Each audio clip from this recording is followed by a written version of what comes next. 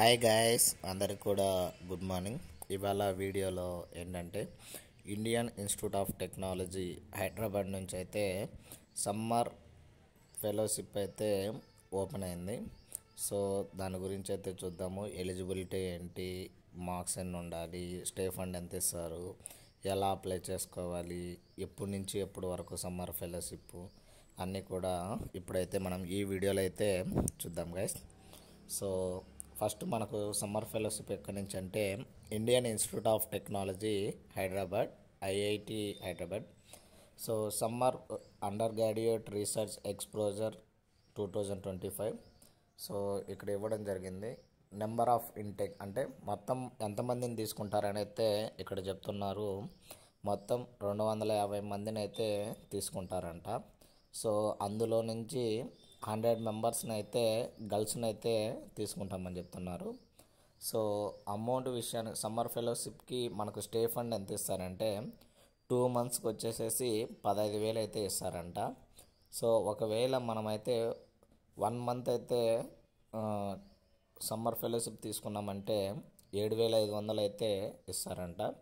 అదే 1.5 మంత్ అయితే 10,000 అయితే ఇవ్వడం జరుగుతుంది. సో మనమైతే చూజ్ చేసుకోవచ్చు, అంటే ఎన్ని రోజులు మనము సమ్మర్ ఫెలోషిప్లో ఉండొచ్చు. 1 మంత్, 1.5 మంత్, 2 మంత్స్ ఉండాలా ఏంటనేది అయితే మన డిసిషన్ అది. సో దాన్ని బట్టి మనకు అమౌంట్ అయితే ఇస్తారని చెప్తున్నారు. డ్యూరేషన్ వచ్చేసరికి 1 to 2 మంత్స్ అయితే ఉంటుందని చెప్పారు. అది ఎప్పుడంటే మే నుండి జూలై వరకు. సో టెంటేటివ్ డేట్స్ అయితే ఇవ్వడం అయితే జరిగింది. సో 15వ తేదీ మే 2025 నుంచి 14వ తేదీ జూలై 2025కి అయితే డేట్ అయితే ఇవ్వడం జరిగింది. సో మినిమం అయితే డ్యూరేషన్ వచ్చేసరికి 1 మంత్ అయితే మనం ఉండాలి. మ్యాక్సిమం వచ్చేసరికి 2 మంత్స్ అయితే మనం ఈ ఇంటర్న్షిప్ అయితే ఉండాల్సి ఉంటుంది. నెక్స్ట్ అకామిడేషన్ అండ్ ఫుడ్ విషయానికి వచ్చేసరికి హాస్టల్ అకామిడేషన్ అయితే ప్రొవైడ్ చేస్తూ ఉంటారు. అది ఎవరంటే ఐఐటి హైదరాబాద్ స్టూడెంట్ హాస్టల్లో అయితే అకామిడేషన్ అయితే ప్రొవైడ్ చేస్తామని చెప్తున్నారు. సో దానికి ఏంటంటే మనం అమౌంట్ అయితే పే చేయాల్సి అయితే ఉంటుందని అయితే చెప్తున్నారు. సో నెక్స్ట్ ఎలిజిబిలిటీ విషయానికి వచ్చేసరికి only non IIT Hyderabad students ఉంటారు కదా, వాళ్ళు మాత్రమే ఎలిజిబిలిటీ అని చెప్తున్నారు. సో ఎలిజిబిలిటీలో ఎవరైతే ఎంఎస్సి ఫస్ట్ ఇయర్ మ్యాథ్స్ కానీ, ఫిజిక్స్ కానీ, కెమిస్ట్రీ కానీ, బయాలజీ కానీ చదువుతున్న వాళ్ళైతే ఎలిజిబిలిటీ.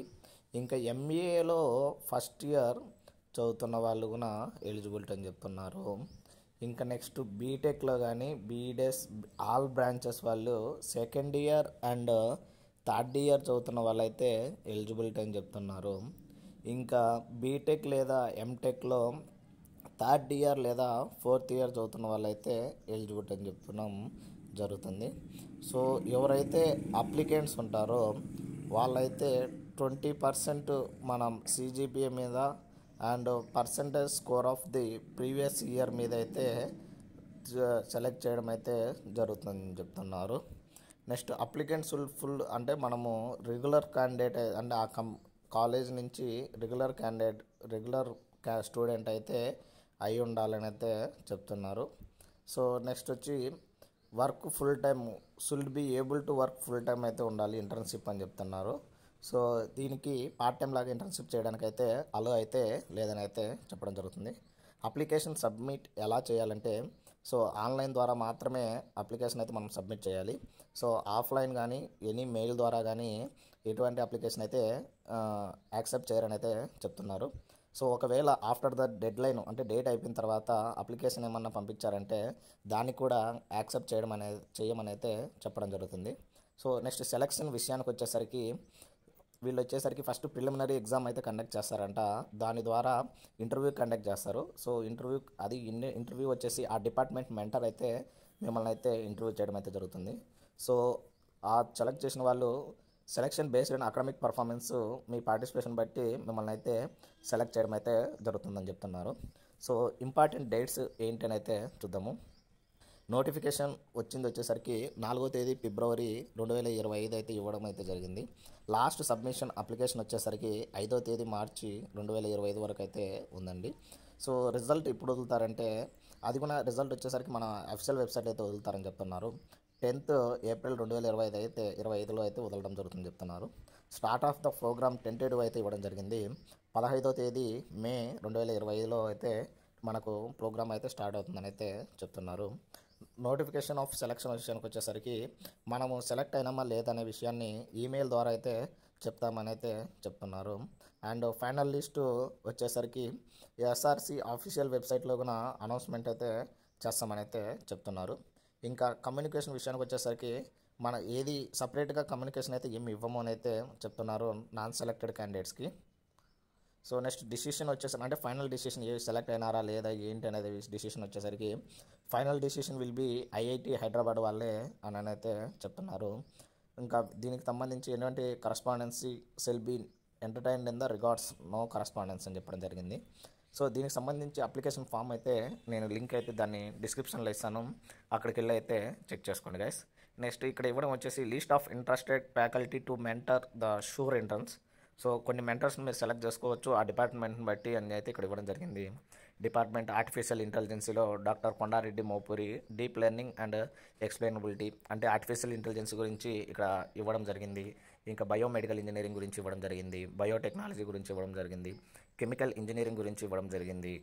వచ్చేసరికి ఇక్కడ కెమిస్ట్రీ గురించి ఇవ్వడం జరిగింది.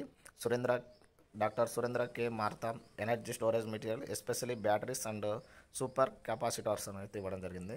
నెక్స్ట్ సివిల్ ఇంజనీరింగ్, ఇంకొచ్చేసరికి computer science and engineering department, computer science and engineering వాళ్ళకి, ఇంకా డిజైన్ వాళ్ళకి, ఎలక్ట్రికల్ ఇంజనీరింగ్ వాళ్ళు, ఇంకొచ్చేసరికి ఎంటర్ప్రీనర్షిప్ అండ్ మేనేజ్మెంట్ వాళ్ళకి, అండ్ లిబరల్ ఆర్ట్స్ వాళ్ళకి. అంటే మీరు మెంటర్ను సెలెక్ట్ చేసుకోవచ్చు అండ్ ఆ కాన్సెప్ట్ కూడా ఇక్కడ ఇవ్వడం జరిగింది. దాన్ని బట్టి మీరైతే సెలెక్ట్ చేసుకొని దాన్ని బట్టి మీరైతే అప్లై చేయాల్సి అయితే ఉంటుంది. సో ఇది ఇవాల్టి వీడియోలో గాయస్. సో ఇలాంటి మరిన్ని వీడియోస్ అండ్ మరిన్ని అప్డేట్స్ కోసం please like, share and subscribe చేసుకోండి గాయస్. ఇంకోటి ఏంటంటే నేను ఐఐటి మద్రాస్ నుంచి కూడా ఇట్లా ఇంటర్న్షిప్ అయితే ఓపెన్ అయింది. సో అది వచ్చేసరికి 2 months అండి. సో 2 months స్టే ఫండ్ వచ్చేసరికి 30,000 అయితే ఉంది. సో లింక్ అయితే నేను దాన్ని డిస్క్రిప్షన్లో అయితే ఇస్తాను, అక్కడికి వెళ్ళి దాన్ని కూడా ఒకసారి చెక్ చేయండి. రెండో ట్రై చేయండి, ఎక్కడ బెస్ట్ అనిపిస్తే అక్కడ వెళ్ళి మీరైతే జాయిన్ అవ్వండి గైస్. So thank you.